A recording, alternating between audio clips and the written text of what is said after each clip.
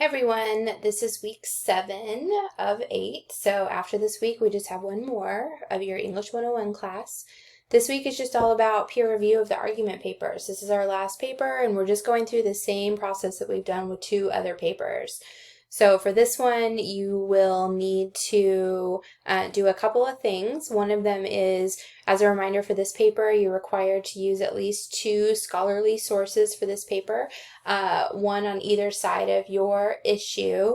And so I want you to create a works cited page with the 2 citations, 2 MLA formatted citations, and include the in-text citations that you will use for those sources and get those submitted to me by 11:59 p.m. on Wednesday, just so I can give you feedback on them.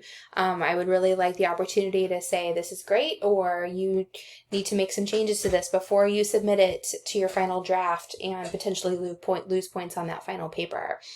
The other thing is that you will use the outline that you wrote last week, and you will write out your rough draft of this paper and get that submitted to the discussion board by the end of the day on Wednesday. And then you have until the end of the day on Sunday to provide the feedback to those 2 peers. It's the same thing we've been doing for the other 2 papers. So just make sure that you get those done and submitted. Don't forget, as a reminder, you have to give them feedback within their document to receive full credit for the assignment. And I've given you some things to kind of think about when you are providing that critical feedback. So organizational structure is always at the top of my priorities, so you should really look at that and help them understand if they have a good one going on there, if they need some work.